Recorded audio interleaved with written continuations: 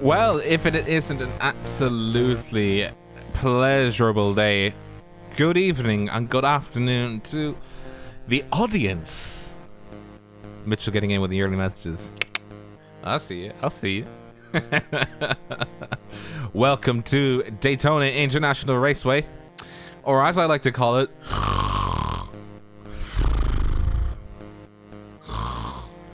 Simulator. Rob, wake up! Rob, wake up! Oh, Current time in session is 2037. Track length of 5.7 kilometers. And here's make the difference. Track altitude of 11.13 meters. This is essentially the equivalent of not Circuit Zolder, Zandvoort, with how close it is to the sea. Partially cloudy. I mean, it doesn't really make a difference. It's nighttime with a 9 kilometer per hour wind, 20°C track temperature, and 68 Fahrenheit.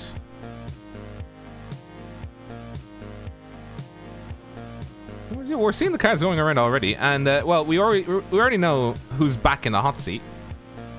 It's Craig King. Craig. Hello.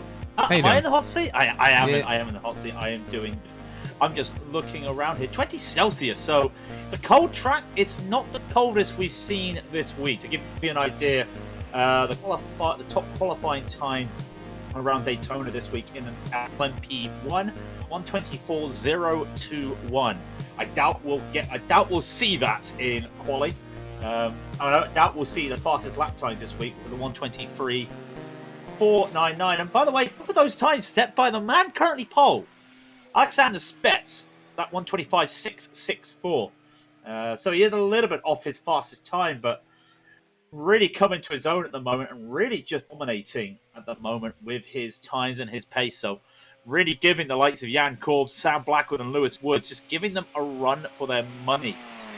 Some of the top LMP1 drivers out there at the moment, and yeah, just struggling. And there you go, 1:23.523 from Spets, which is again faster. Still not in the top 5 of fastest qualification times. Zed Nissen just going ahead with a 23.782. These two guys have just completely dominated because look at the regulars. Well, I say that Lewis Woods just going pole for 23.419. That the regulars not able to get in there at the moment. Yeah, it's a bit topsy-turvy. You know, I was expecting a little bit from the regulars. Now, I would have expected a bit better, but it seems that they have not achieved what they set out to do. And P2s, they've already almost wrapped up themselves.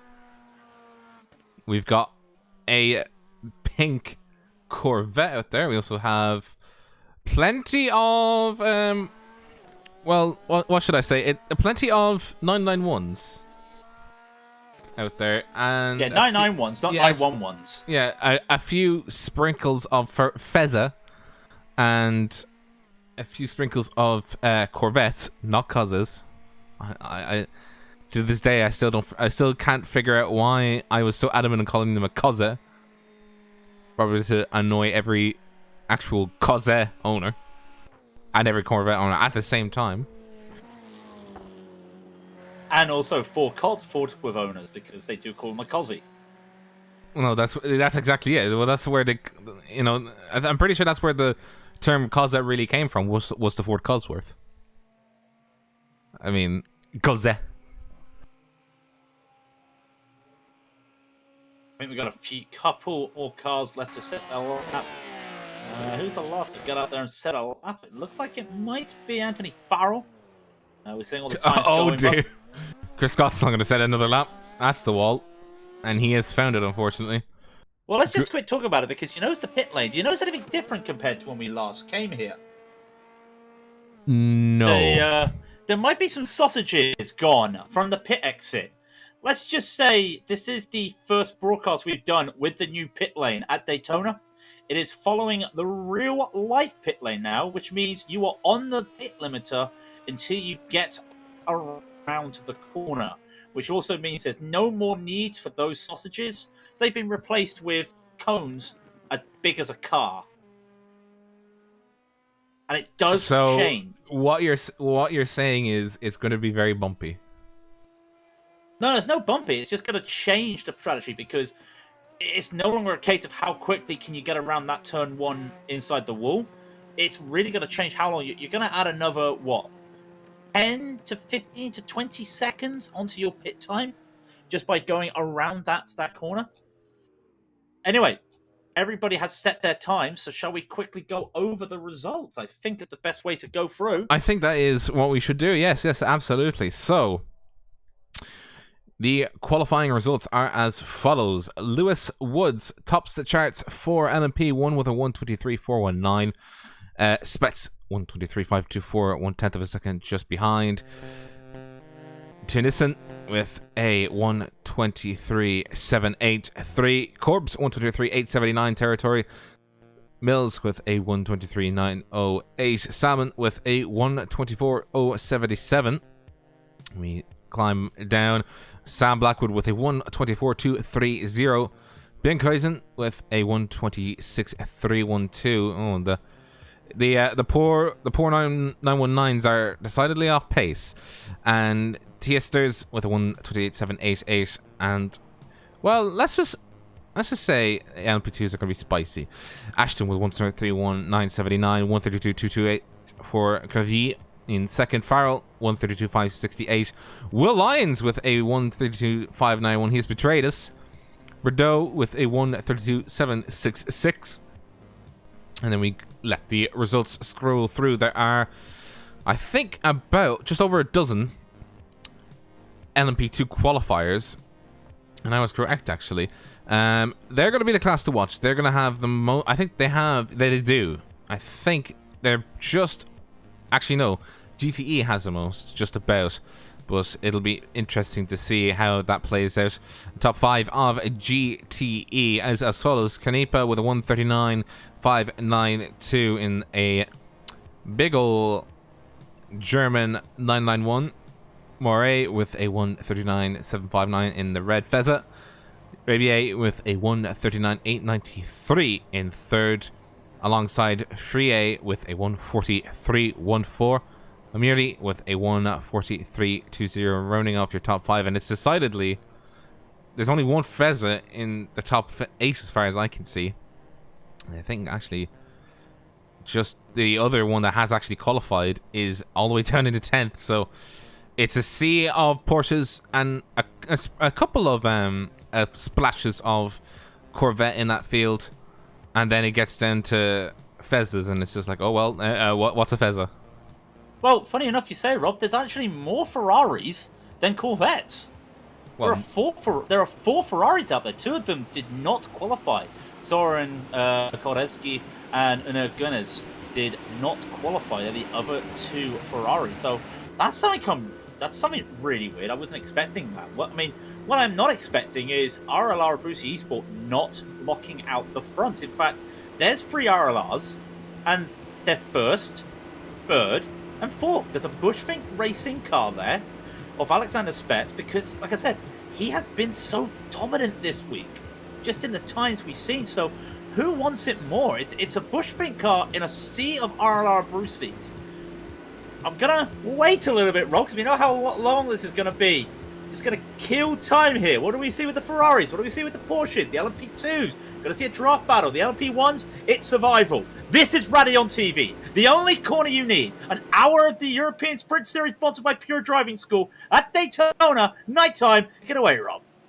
So it'll be the car number 3 stuck behind the car number 8, car number 16, and the car number 8 has slid by. That is Lewis Woods, absolutely gunning it at the start, and on the inside is going to be the car number 6 as he's having to battle over the TBR, launching into the first position. TBR going around the outside, coming into turn 1. Absolutely sensational stuff. That's a car gone off. That is Taylor Mills going off for the first corner, tagged on the rear end as he comes around. That is Alexander Spets.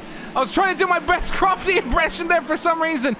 Lewis Hamilton, as Lewis Woods is trailing already by half a second from Alexander Spets as they come into the second horseshoe. Jan Korbs, Zeb Tunisian, and that's Sam Blackwood gone round, and that is Niels Teasters having massive damage going into the middle of the LMP2 field. Kavi of the number 1 car is absolutely shocked to see what he sees. There is multiple LMP2s right around him. He does not want this. And dear God, what is happening?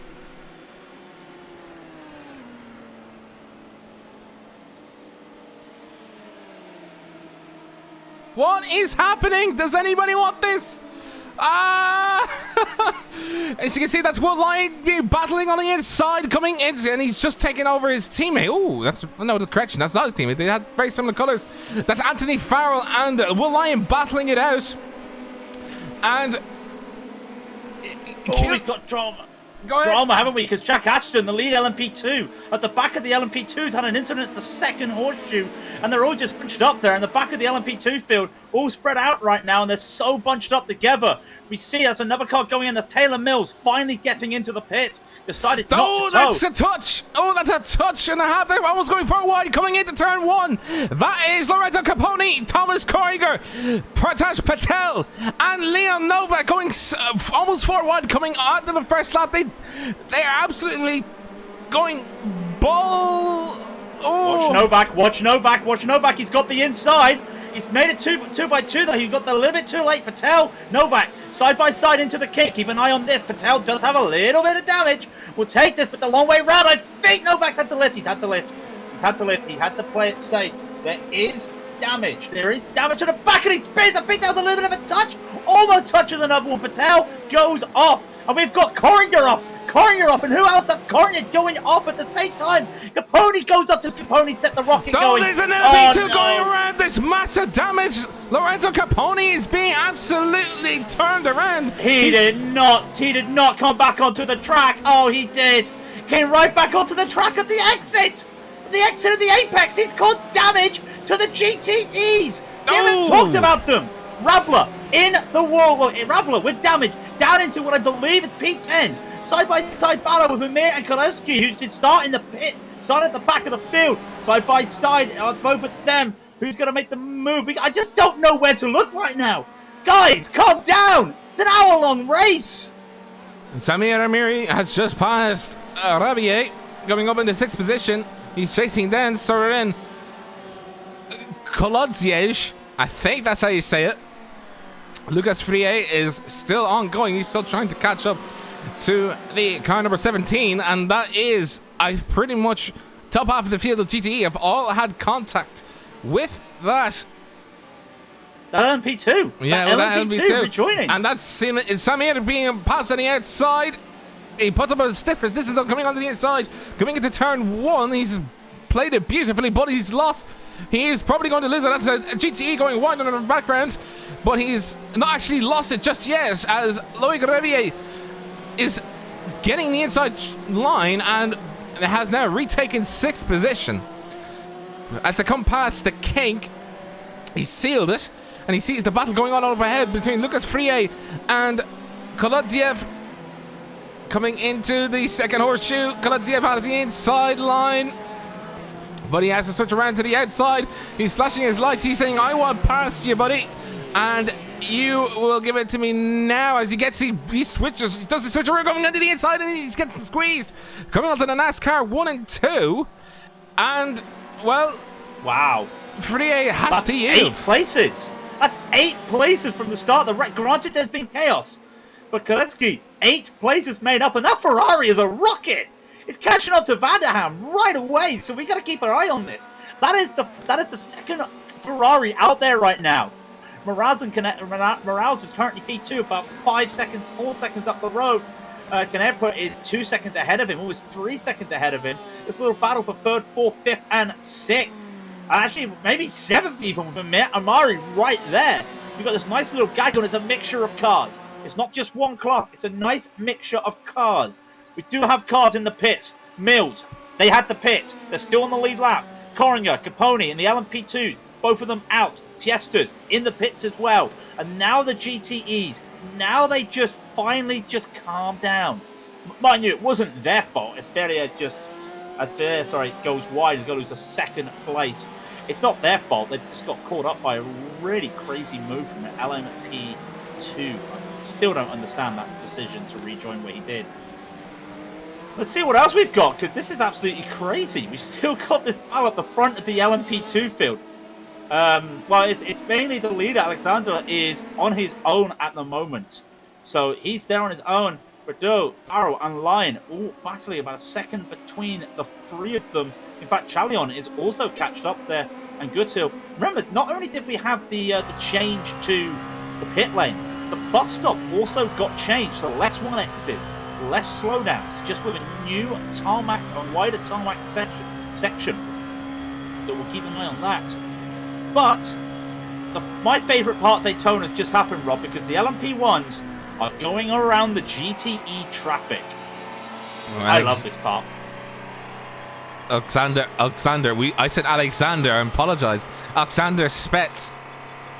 He's now cutting through after his sensational start at the start of this race.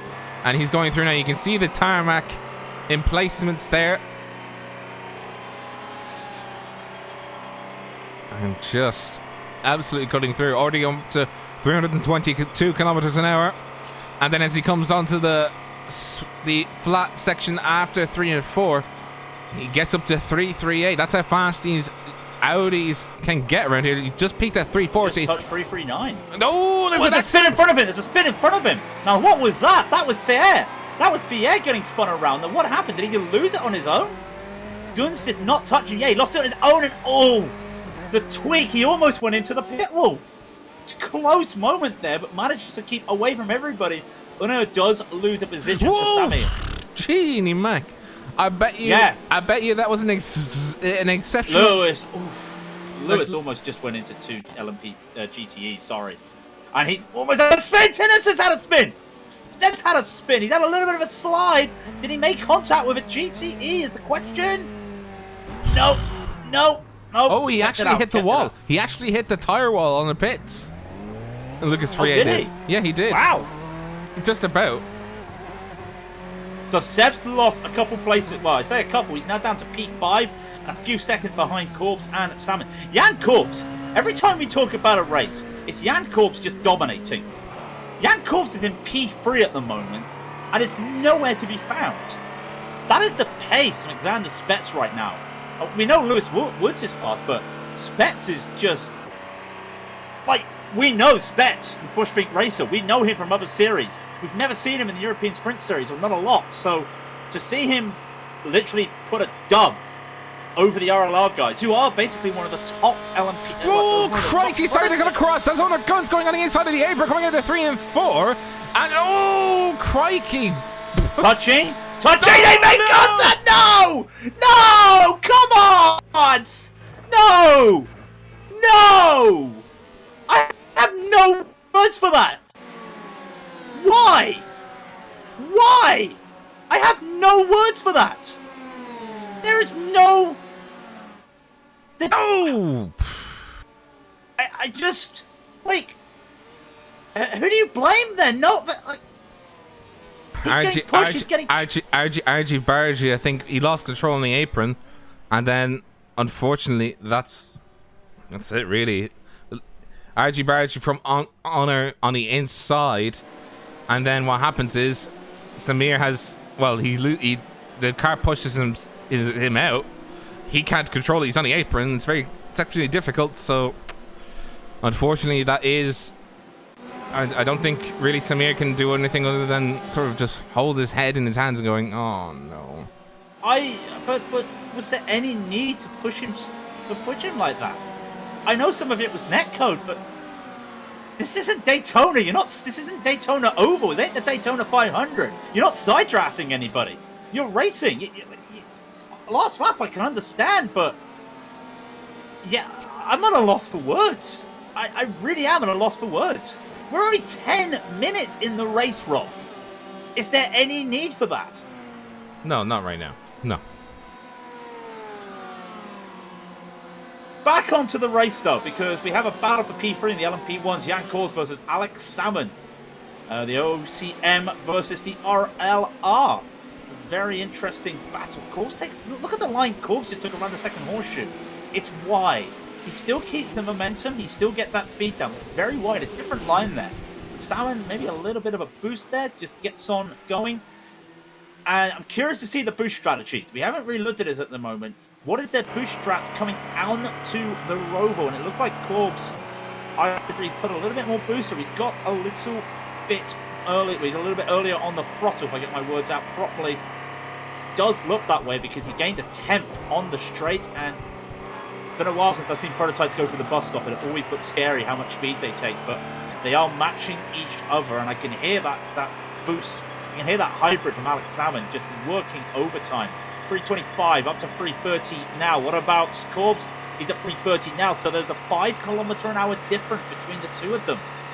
That's not boost to me. That just shows how far Salmon was able to get on, how much speed, Salmon was able to get at the bus stop. To be fair, Salmon is able to use a little bit more boost. He has that option available to him. Simply because he's able to regenerate more just because he's going a little bit faster. It's not much, but it is just enough to keep onto the rear end of Corbs as he needs it. And he's also got the slipstream coming around the NASCAR 1, 2, and 3, and 4.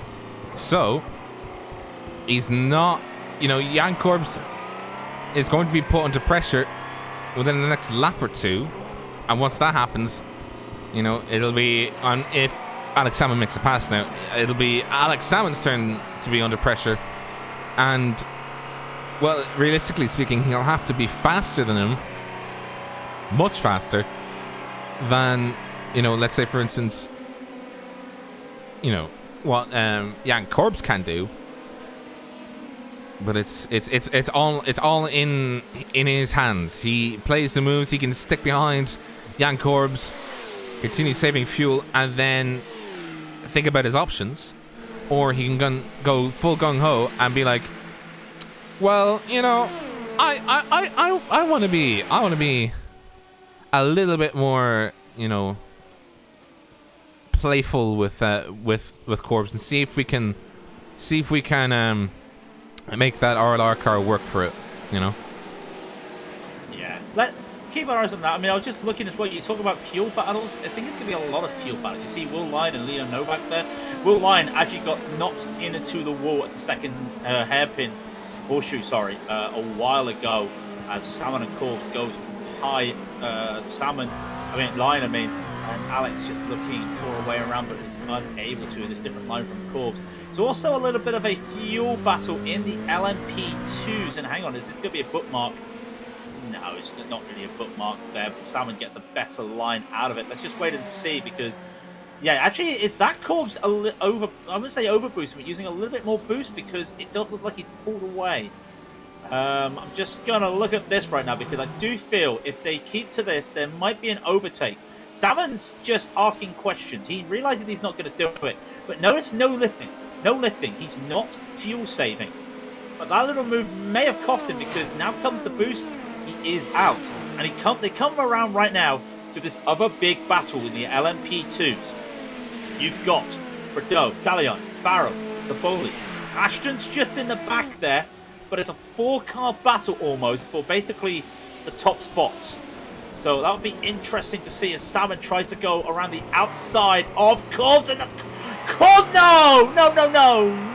Toffoli had a little bit of a touch there, a little bit of a spin. It brings Ashton into the battle there. They've lost the front as these LMP1s. I mean, yeah, it's a battle in a battle there, and I think just the way Korbs was, he had nowhere to go. Just watching this, Seb just goes by the two of them. Ashton, Toffoli are battling. Meanwhile, we have got Salmon on Korbs. And that is Korbs having a slide. And Salmon's going to say, thank you very much. I'll take P3. Alex Salmon and Jan Korbs. It is a battle of bookmarking now. The track is it's fast enough for LMP1s to spread their, you know, to spread their wings, very much so. And the average lap time between them and, for instance, something like GTE is about 15 seconds. So theoretically, you could see the situation where you would have constant bookmarkings happening. You'd have a very narrow window for proper overtakes if you need to make them, but you need to strike and strike quickly. As this is Jan Korbs going on the outside, coming past the start finish line. Ooh, very close there. They don't want to give each other more than is necessary. Oh, definitely not giving each other more than is necessary. Going around the outside. That's Alex Salmon slipping onto Jan Korbs. Jan Korbs having to take evasive action and to come through another pack of GTEs.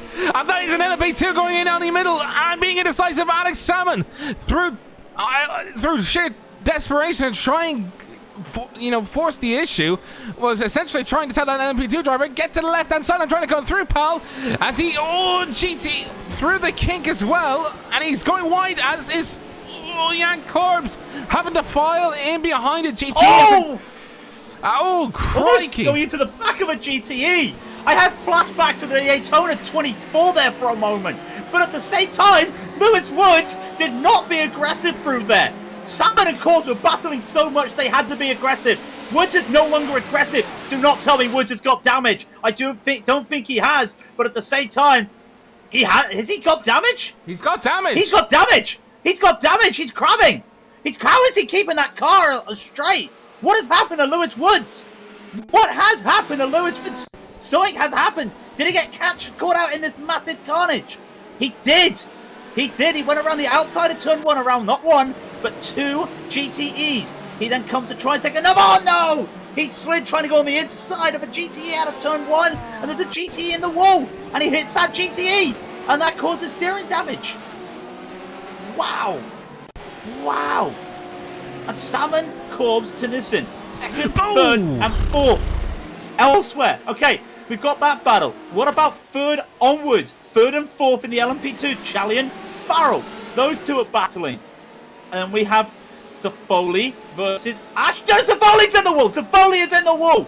What has happened to Safoli? Just look. Oh no! He rear-end car 34. Benjamin Bob, car 34, minding its own business with a damaged car. Oh! Words have escaped me. Oh, crikey. Words have escaped me. I think it's time. I'm watching this massive queue of traffic coming out of just like. Oh, what's going on, folks? What's going on? If this was rugby, Nigel Owens would be calling everybody to one side right now and saying what's going on. There's a lack of respect on the road. A lack of respect. I just don't understand. And you can't say it's all one class's fault. Ashton overtaking Farrell, by the way, for P4. They're in a three-car battle there with Chalion, Farrell, Ashton. That's for third, fourth, and fifth. But you cannot say it's all one class. I know it is the what's the word? You know, it's the norm to say, oh, it's always a prototype. Like, okay, the LMP2 drove right into the back of a GTE there, but what was the GTE doing? The respect here, and I get it, there have been some aggressive moves from the prototypes. But I don't understand what's going on here. I don't like having these talks, Rob, but we're here again. Yeah, we're here again. By the way, Jack Ashton and Kevin Chalion is still ongoing. There's a three-way battle between themselves and Anthony Farrell. It is the battle for third position. The top five all battling to see who's going to come on top in third place and who is going to not come on top in fifth position. It is a top five, you know, it still counts, but you'd want to be on that podium. You know, you just like being on that podium. Top 9 are all split by 16 seconds. The leader, Gravy, is, well, he's just rocketed away. To give you an idea of how fast he is, his last lap was a 1:32.881. The car behind him, Pierre Berdeau, he did a 1:33.790. Almost a second faster. Almost a second. Absolutely crazy. Like that is man's a rocket. Well, I mean, let's just put it this way. He's got almost double the I rating, but let's gloss over it. As Jack Ashton goes around the outside, coming past Kevin Chalion. Kevin Chalion is going to try and come around back around the outside, coming into turn 1. There's a GT right there in front of him. There's not much they can really do, and he's trying to tuck him around. They have all kept their distance and just trying to see if they can get around this GT. Car number 26, that is going to be...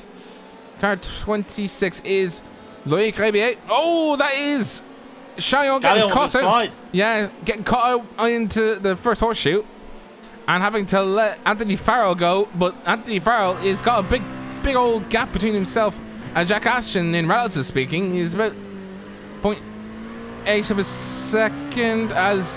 Oh, Jack Ashton getting all sorts out of shape right now.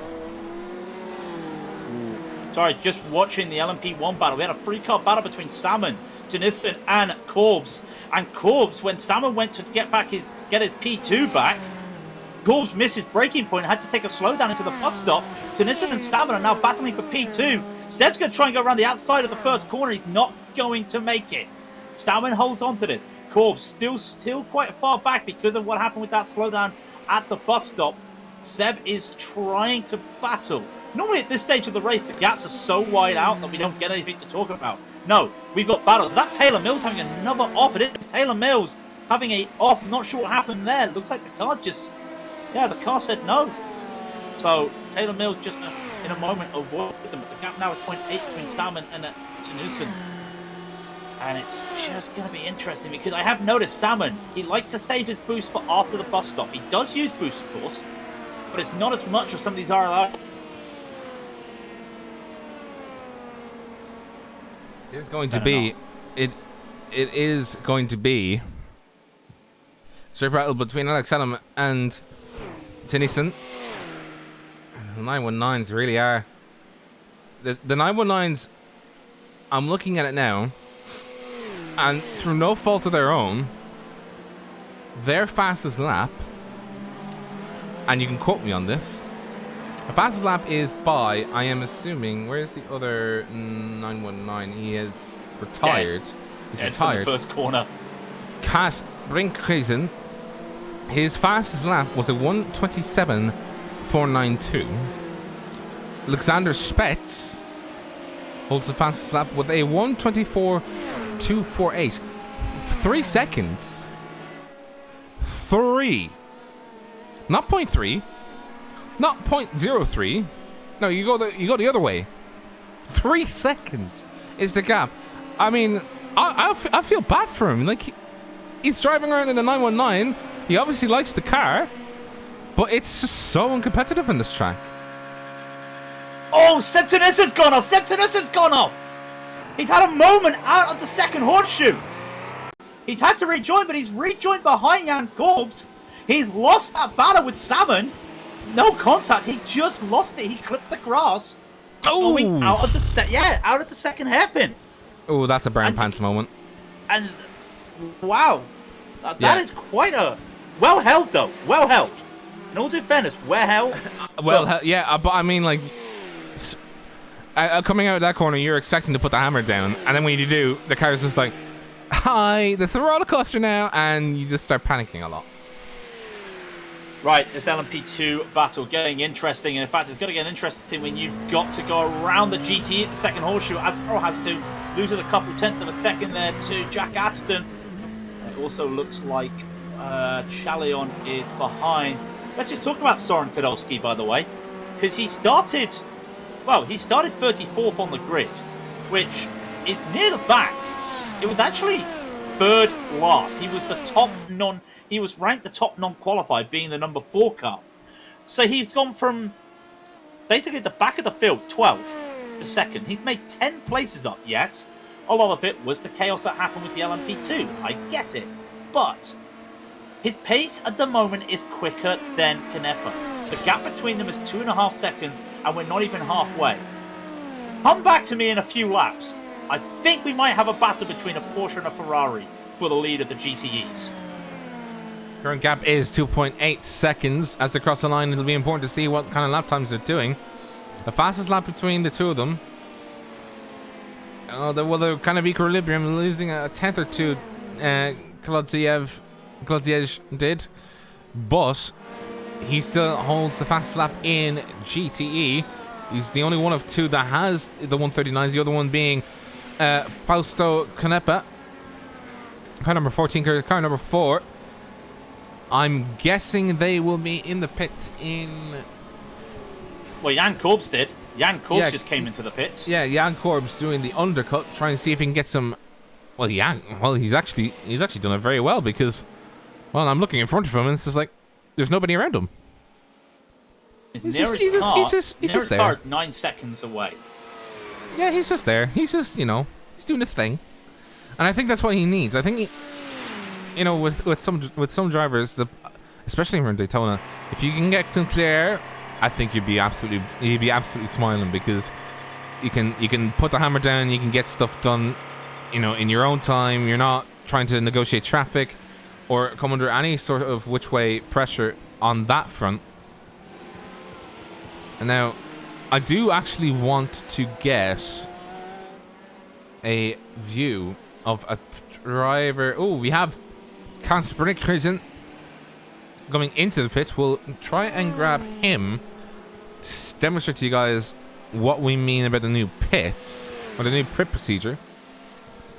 I actually have not seen this myself, so it'll actually be very interesting to see. Jan Korbs, by the way, did a pit stop time of 15.7 seconds. He was up on the jacks for 15.7 seconds. Oh no, Brinkhuizen 17 seconds. Now, watch this. You're used to going full pace right around here, and then having to brake for the wall because you're worried about the wall. Oh, it's hit the wall! There's the PS. I had replay damage, and he hit the wall. I shouldn't laugh, Kaz, but you can see, you know, you're waiting to get on the throttle, and then just after the corner, there it is. Then you get down, but so different now. It adds about 10 seconds to your pit stop now, and it really changes up the direction of the race. So, top 4 have not pitted yet for the LMP1s, trying to cover that undercut, I think, from Jan Forbes. Meanwhile, what? Well, sorry, just to say, Coin. I'm sorry that I'm butchering people's names. All right, but I mean, Brinkhuizen, isn't it? Brinkhuizen. Oh no. We're, do you know the rubber stamp meme? No. Should I? I'm 32. Should I know memes? Oh no. It's in, like, you know, the rubber stamp of approval, and it's like I approve of this. I approve of this message. I think. You know, it's just like I just can't. I approve of the fact that I can't pronounce names, and that's okay. Well, after a bit of traffic, the LMP2s have all split up. So we know Alexandra is 6.5 seconds ahead of Bordeaux. Bordeaux himself is 4 seconds ahead of Ashton. Ashton now has got a 2-second lead over Farrell. Farrell's got a 1.5 seconds over Chalion, and Chalion has only got a 2-second lead over Will Lyon. So they're all close together. Just the instance of bookmarking, just split them out a little bit, but wait till the pits. Wait till the pits. 4, 5, 6, 7, 8, 9, 10, 11, 12. It adds about 12 seconds to your pit stop time in total. That's big. So you know, while I would have said that before, the average pit time would have been 33, 34 seconds in total now, and that's including going up on the jacks for a fuel stop. Right now, the total pit time for this is with a sample size of 2 is right around 46 seconds in total. So that's from entering the pits to leaving the pits, about 46 seconds. So it's a big old increase. Now, try and see how do we look here on. Just want a proper view of this battle that is currently going on. That is the battle between Fausto Canepa. Oh, he was leading this race. What happened to him? I have no idea. He's had 2 invalid laps, so do not tell me he's had slowdowns. This is very weird. I need to keep an eye on this. 1 slowdown. And then it's... Oh, no! No! Lap 17! Taken out by Taylor Mills! Oh, Taylor. Taylor just not judging. Just a typical multi-class incident there. Thinking, I'm going to go around the outside at the S's. But no. Instead, you know, Canepa goes on the outside. So, does get that P2 back to Van der Ham. But it's now 11, well, about 10.5 seconds behind Soren. And Soren had practically done the last first. You made me jump there. I didn't realize you were watching the replay.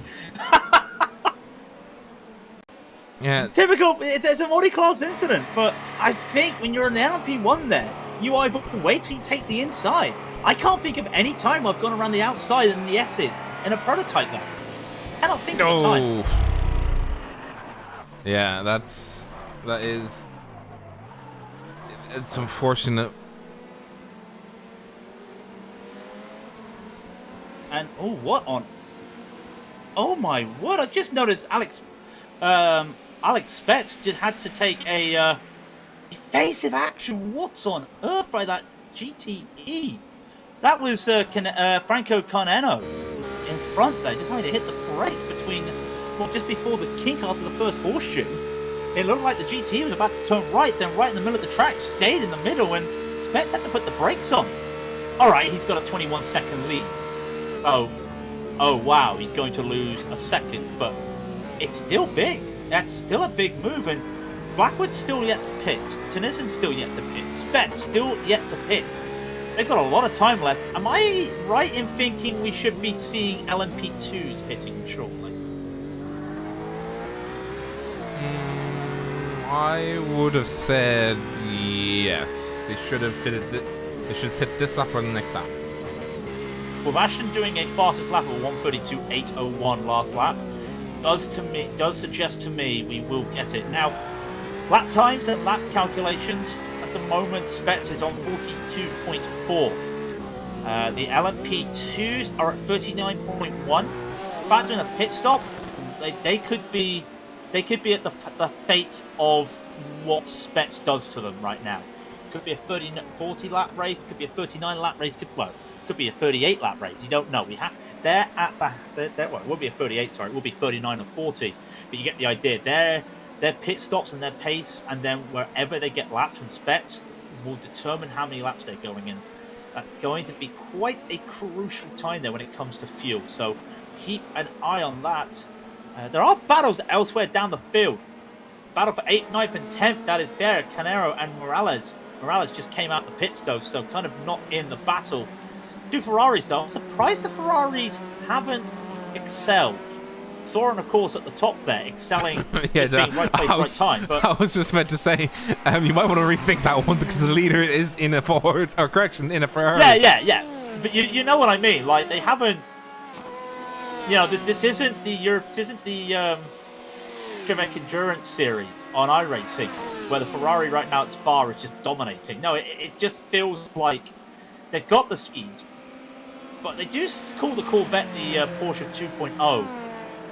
Don't have to speed like that. Look at Franco, about to go side by side with Fier. He might have gone a little bit earlier. Remember, the high side when trying to overtake somebody does slow you down, but a Ferrari's just speed. And just like that, the Argentinian has gone through. The Ferrari is still accelerating, by the way. It got to 302. 302. 30 kilometers an hour slower than an LMP1. Wow. Yeah. That's insane. Right, as I was saying, the LMP2s, the pipette has finally run out, and some of these guys are in the pits. I think the only guys not in is Gavolio. Wow, I really butchered that name. Will Lyon, Graville, and Patel. I said it wrong again. They're the only three cars not in the pit. Bordeaux, Ashton, Farrell, and Chalion in the pits. Who gets out first? And then, of course, remember, the key thing is who gets out and gets his finger on the pit button fast enough, if you know what I mean. Looks like Bordeaux, followed by Ashton, followed by Farrell. Going to be almost a second gap between the three of them each. And then also, like I said, you've got to navigate that corner fast. That's hard to do. But it does look like Bordeaux has gained a little bit of time, or lost a little bit of time, sorry. Ashton just getting held up there from Sam Blackwood making his overtake. Blackwood did pit, by the way, but he's now 23 seconds behind Corbs. Salmon also pitted. Still waiting. We know that. We're still waiting for Seb and Alexander to make their pit stops. Very interesting. They haven't yet. They're really going the length with 24 minutes remaining in the race. The pit is going to run out for the top runners now. This lap by Alexandre Gervais is in, as is Will Lyon, as is Prakash Patel. The LMP1s, apart from two, they have all pitted to do undercuts and attempt to get out of harm's way in terms of traffic. There is, I think, a clump of traffic, and I think it's actually a mixture of GTEs. Oh, crikey! That is Kyle Morai. What's gone on? Robbing heavily. Yeah, he's been taken out. He's been taken out. He's gone for the inside on Canero. Oh! And he's lost it. He lost it and slid into the path. There was nothing Frere could do. nothing Franco could do apart from. Yeah, Canero. Sorry, it was Canero. Yeah, you're correct. Yeah, Canero. I mean, apart from taking his foot off the accelerator, what else does he? What else can he do there? Oh! I mean, how can you judge a car sliding backwards, though? I mean, he would have got the call as well, saying car right, but he just knows that the car right. He doesn't know there's a car sideways right going. Yeah, there's a car not going in reverse to his right. In fact, with my 3 monitors, I'm just gonna have a look myself. I'm quite curious. Oh, he sees the car going right, and it's only when he starts turning in that all of a sudden there's a car right in his field of view. Yeah. He doesn't even know the car's. He just knows the car's out of his rear mirror, trying to make an overtake, and then just as he start turning, surprise. Yeah, that's yeah. Right, Seb Tunisian is in the pits and out the pits. He is 3.5 seconds behind Alex Salmon. Oh. Alex Salmon goes up to P2. Sorry, just to say, Canero, that damage is really starting to take its toll. He's not having the best time. Look at the front left side of that car. It is absolutely.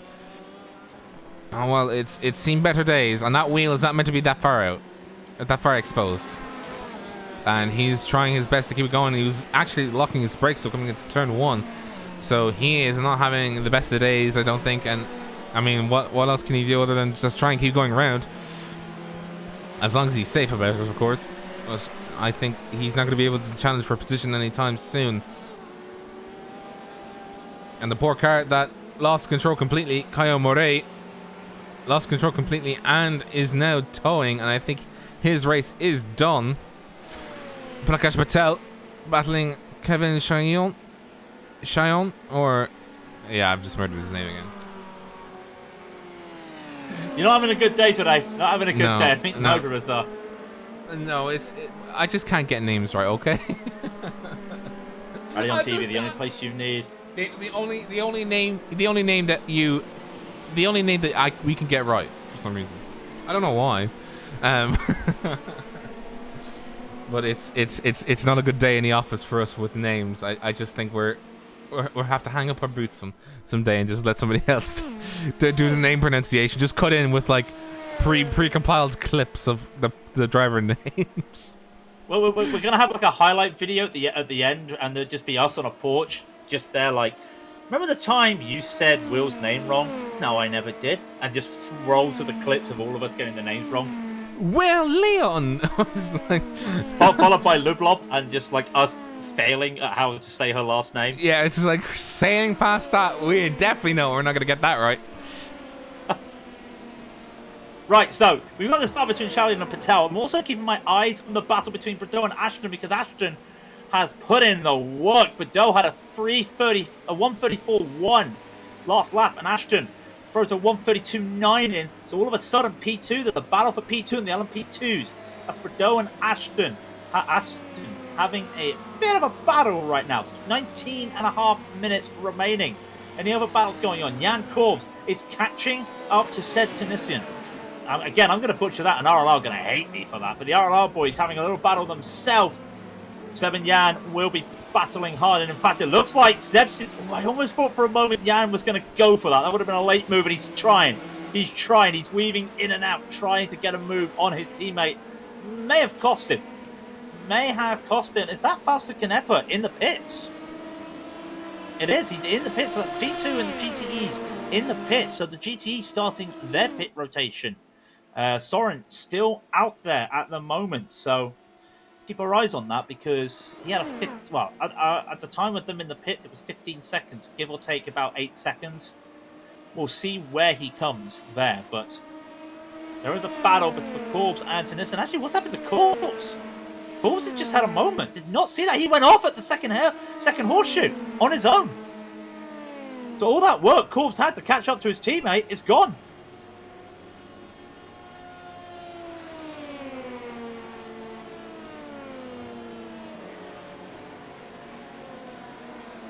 Right, we'll keep up with this. You're watching this nice little battle right now in the LMP2s.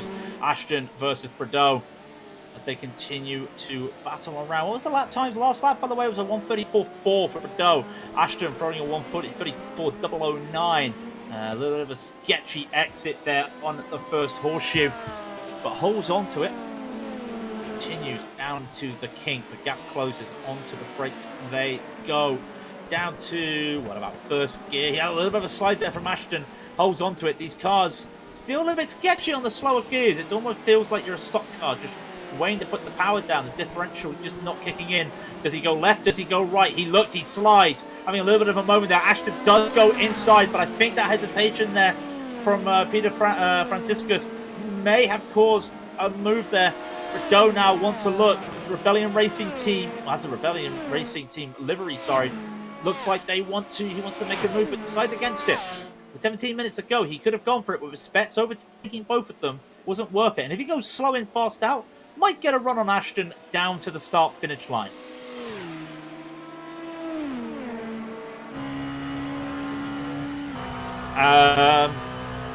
Olivus, if you join the chat, if you join the race, we would just call you Coin. Villas Michunas. Yeah, you can do it. Okay, that's fair enough. Yeah, was I right? Was I right, Coin? Congratulations, that's the first name you got right all night. No, I probably haven't. I was just looking at this battle between Jack Ashton and Pierre Bordeaux. Close enough. Ha! There you go. Ha! Ha! Ha! Ha! Ha! I didn't butcher names today. Close enough. Oh dear. Oh dear. What's become of the two of us? We're singing joy over getting a name right. We're just, you know what we're going to do this Saturday? We're not going to have any broadcasts. In fact, you're going to watch both of us live on stream try and guess and pronounce the names right of different people. What's on this Saturday? Nothing. I'm in a 12-hour race at Spa, the iRacing Endurance Oh yeah, series. the what's it called? Javik Endurance Series. I can't even pronounce the name of the company. Yeah, that series. Live on Race Spot this Saturday at 1300 GMT. Hey, Racebot, can I BST. be a backup commentator, please? Watch as they say DM me. It's really like, Robert, no, not at all. But by the way, as we finish, there will be Racebot Prime Time Friday, which is the IMSA Pilot Series going on after this. I remember we threw to them. Treventic, thank you, Adam. We threw to them. Treventic. We threw to them when they did the IMSA. It's only fair that we let you know that the IMSA Pilot Series is being done by them every Friday night this season. So keep your eyes on that. How are the battles going, by the way? Well, Raidillon still holding off Patel for 6th and 7th in the LMP2s. Farrell holding off Will Lyon for 4th and 5th in the LMP2s. Ashton Bordeaux fighting for 2nd and 3rd in, guess what? The LMP2s. Some great battles going on. Nothing else happening in the LMP1s. I don't think there's anything happening in the GTEs. There is not. The gaps in the GTEs are very far out. It's Koletsky, Kanepa, and Van der Ham all there in 1, 2, and 3. So we'll keep our eyes on the LMP2s and 38.03, the lap counter for LMP2s. Like I said, it comes down to does Spet overtake them or not? And Spet has overtaken Alexandra this lap. So when he crosses the line, I expect that number to go down to 37. Maybe. We'll keep an eye. If it's 38.03, they might do 38 laps. It's that close. I'm just going to keep my eyes out when they cross the line. That timer will change to 38.06. So they are still on the cusp of the window there. 38 or 39 laps again. Probably all come down to what Spets does in terms of lap times. LMP1s are looking at 41.91, so they're looking at 42 laps. That just shows you how quick this lap is. 124s for the LMP1s, which means that they're going to get around this track 42 times in an hour. I think the only time we've seen that is what? Road Atlanta? I'm pretty sure that's the last time we saw it, yeah. Yeah. That just gives you the idea. So our retirees so far, well, We've had a couple of drivers retired. Gavin Sanders in the LMP2s. Lewis Woods is still down the LMP1 retired. David Goodall retired. Oh, sorry, that's a car just parked on the side of the road. That is... Oh, no, that's Zeb. Bananas. Yeah, he spun. He spun. He went to overtake Ashton. Overdid it. Did he clip the grass? No, he tried to avoid the grass. He did it, and he did it. Oof. Oh, crikey. Had to wait for the LMP2 or sorry, that's a 919 going by. Tunisian. There you go. When we stop and think, we get it right. Yeah, Tunisian. As I was saying, our retirees... I think you said Zeb Tunisian or something. Oh. Kyle Morales, Gavin Sanders, Lewis Woods, David Goodall, Benjamin Bob, Zamir Amari, Onir Guns, Johan Hebloff, Lorenzo Capone, and Niels Tiestas, are all out of the race. So we've lost, what, a tenth of the race, I would say? Yeah, we've lost 10 cars. So just over a tenth. I can't do maths. We've lost 10 cars.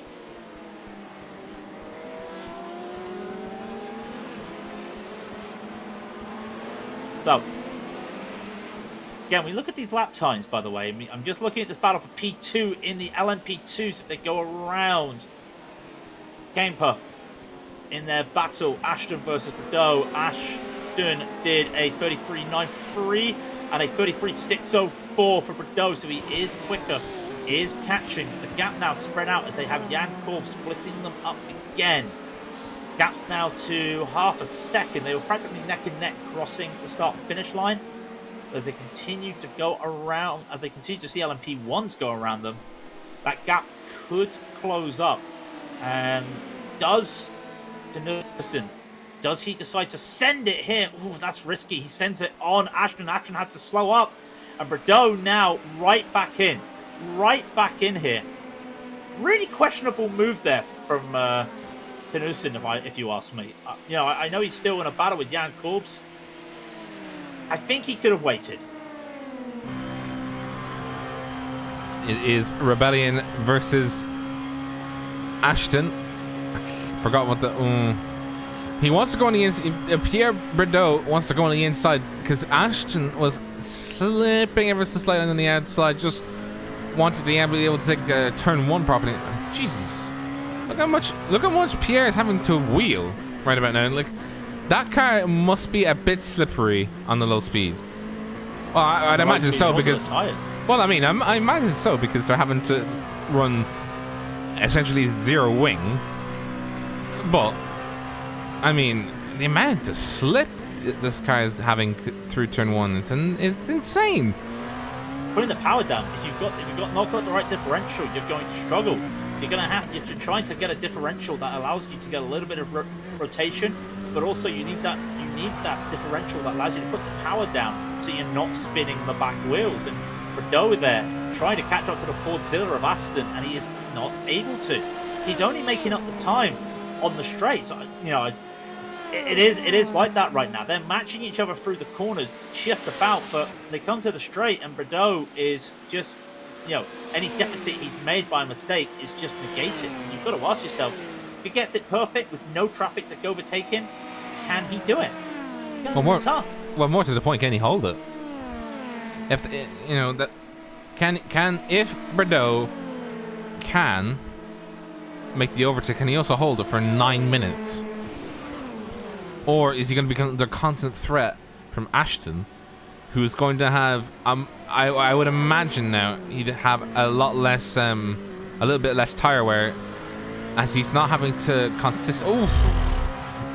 He's got no tire wear. He's got no tires. That car is wow.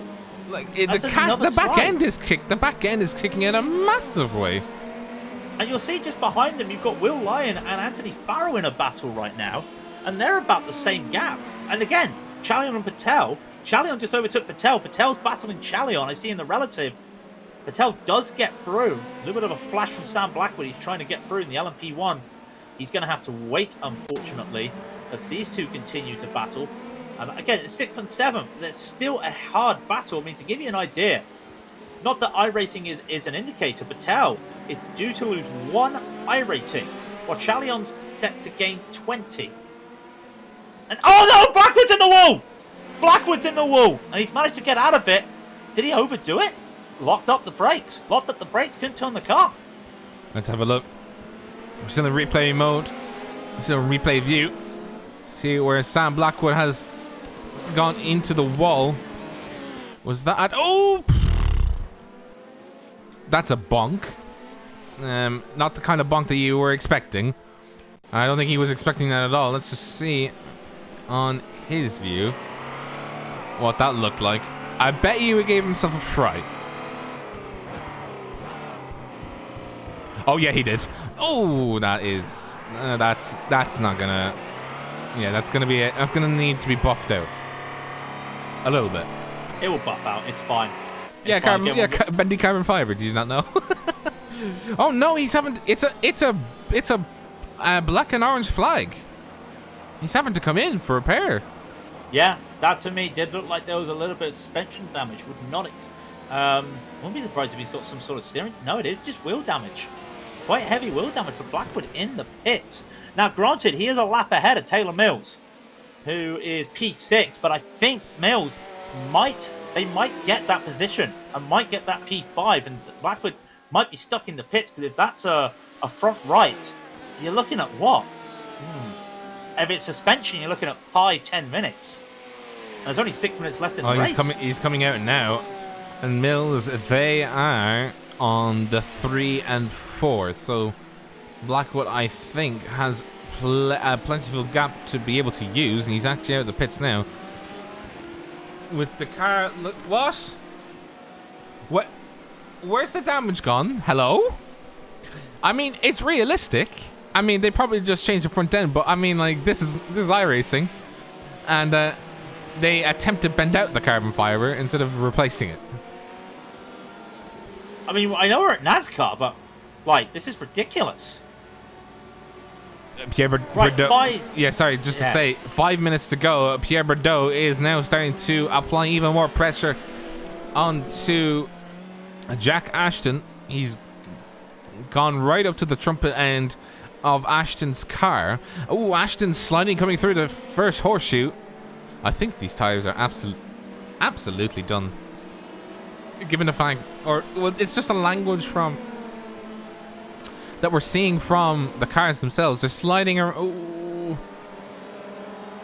Like it's not comfortable, is it? No, I would not want to be an LMP2 driver right about now.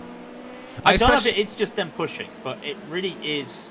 Like, they are at the cusp, because, you know, a double stinting tires for the LMP2s, it does feel like that. And of course, the LMP2s, they practically pit halfway through an hour race. So yeah, they would probably almost do an hour on these tires, and you can just see it's starting to hit that barrier. And Bordeaux unable to get the throttle on coming onto the oval, and you can just see how much that makes a difference as Ashton pulls away, and then Bordeaux only catches back thanks to the slipstream. But he does do the bus stop cleaner. He does have a, you know, of all this time, of all these slidings we see at the slow corners, he does have a very smooth and quick bus stop, which does help him, and he's right back on the tail of Ashton. But if he's only making time up because of slipstream, look at it, he's going 330 right now. He could make a move, but there's just nowhere for him to go. He needs to find the grip. If he can find the grip, I think we're looking at an overtake near the end here for P2.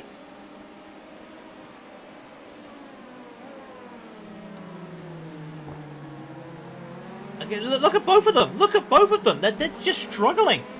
Just both struggling. Granted, they had to go around Carnero there in the GTE, but they are both starting to suffer.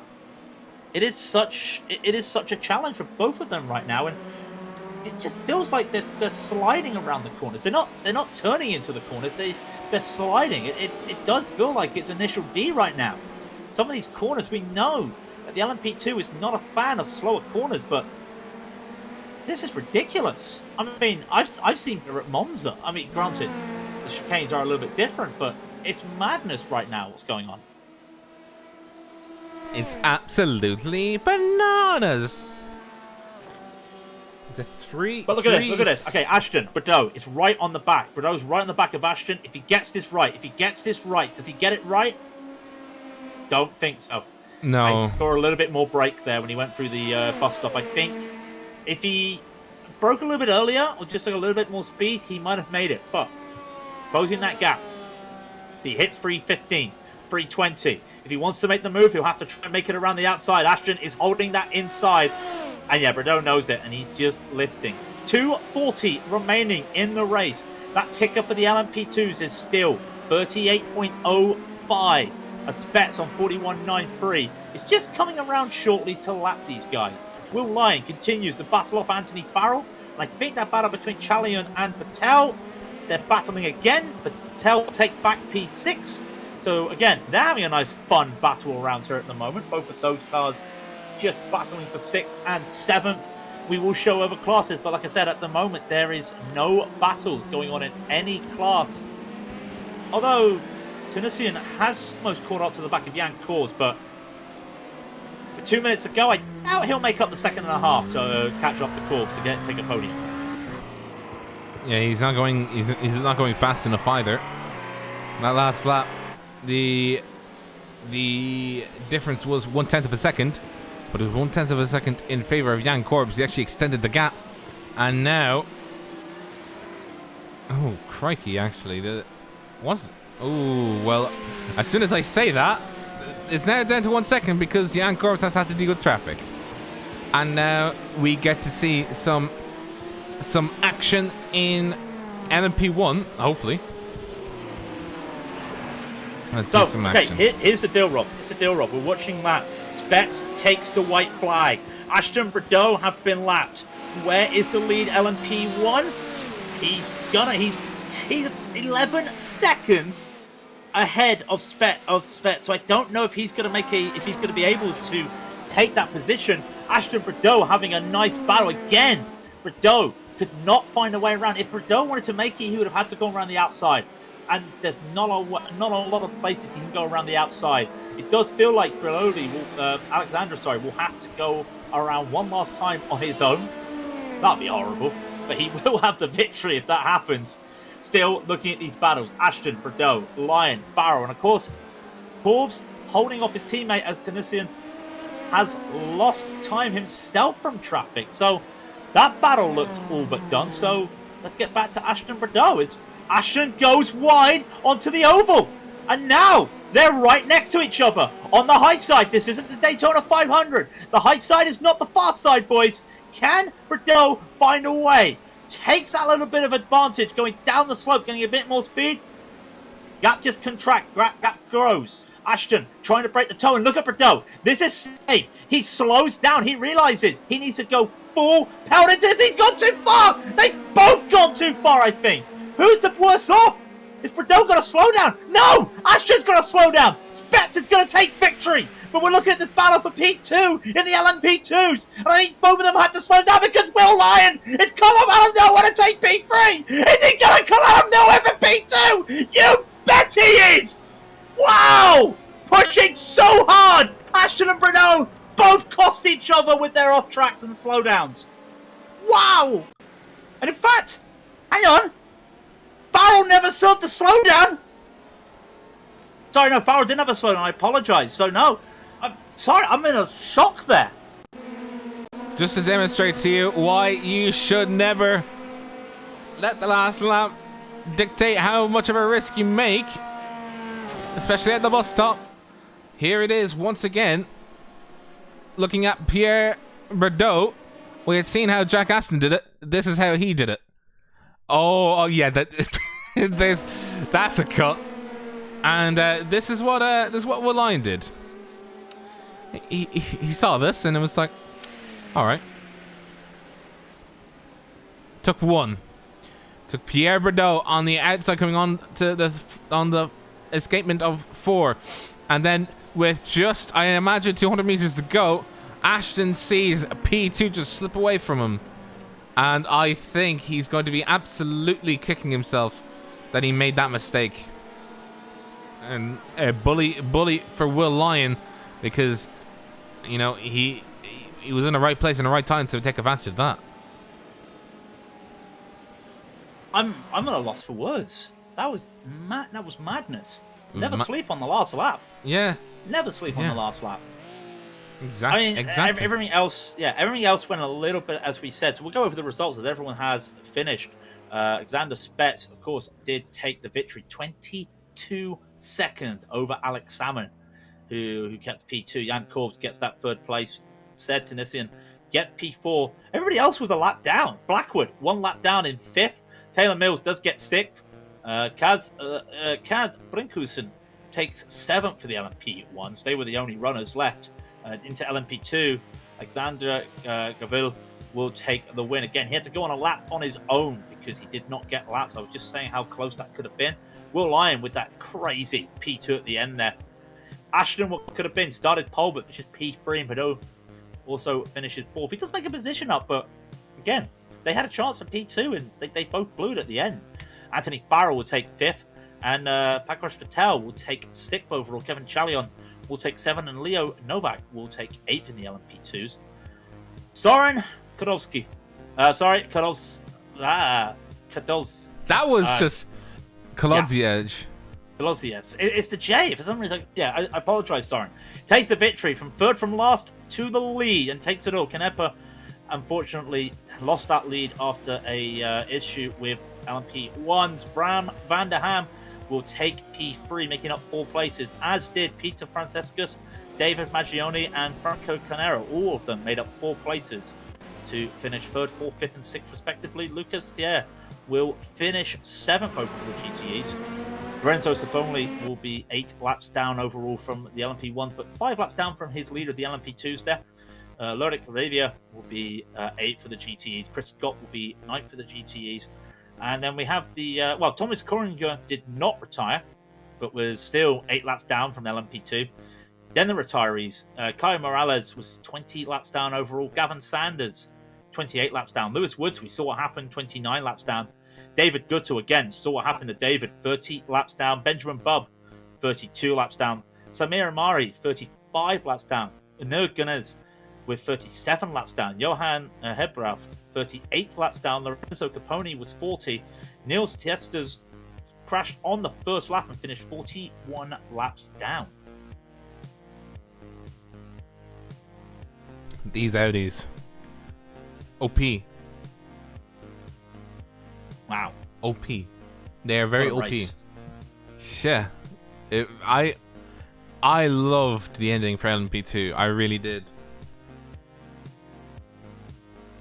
Oh, that was a finish. Just end of story. Just brilliant. And yeah, I mean, you always say the last lap. I mean, every time that we've done Daytona, there has been a last lap capade. Whether it was the first race we ever did around here with the HPDs with a last corner overtake, the Racing Sim Race World Series with that insane finish. I think we've had GTEs with crazy finishes as well around here. Just absolutely crazy. But I think that will do it for the night, Rob. Yeah? I think that'll do it for the night. So, thank you very much, everybody, for watching. Do you have the link for RaceSpot? I'll find it. Quickly! I will get it. Your horses. My horses have been held. Thank you very much, guys, for tuning in. As always, we appreciate all the support that we get. If you do like what you see, like the video, subscribe to the channel, consider joining and becoming a member. If you want to follow us on Twitter, Facebook, and Instagram, all that kind of stuff is in the description below. Cameras provided by TrackCams22. Very much appreciate the permission they give, for allowing us to use these cameras. I should ask them for an update soon. There's plenty of stuff to go on over the next day for you sim racers, so we won't be back until Sunday, more than likely. Sunday. Are you not going to hype up what happens this week? Go ahead. Racing Sim Rig, the main Racing Sim Rig Championships come to an end this week. Monday, the Super Trofeo Series. Wednesday, the World Series. Both series, we still got to crown an amateur champion. One's 2 sprint races, one's an endurance at Monza. You have to watch to see what happens. It's going to be fantastic. And also, I can confirm, and I was trying to figure out how the information got out, but I can confirm we are the broadcasters for, you know what I'm talking about, right? Say it. The new series, the Predator series, I think it is called, from the major series. We are the broadcasters, and I am absolutely hype about that. That's coming in a few weeks' time. Next week on the weekend will be another round of the major series. I think it is Oval again, if I'm not mistaken. Oh, it is. It is indeed. I thought it was gonna be fun. The first thing that came to my head was North Wilkesboro, but I'm not sure. Don't quote me on that. No, North Wilkesboro is the racing special event. I believe you will find that next weekend we are going to the Musket. I think it's the Musket 250. It's going to be super late models. It's going to be... Now that it is is. going to be... Sorry, it is. It is New Hampshire. New Hampshire, the Musket 250 with the Tour Modifieds. That is a fun series. A fun series. So all that information next Sunday, we will let you know. Time for us to take a break. We will see you Sunday, hopefully, for the Huskenfeld GT Challenge. Until then, as we send you home with these fantastic photos, I have been Craig King. And I have been Robert O'Brien. And this is Raidillon TV, the only corner you need. Good evening.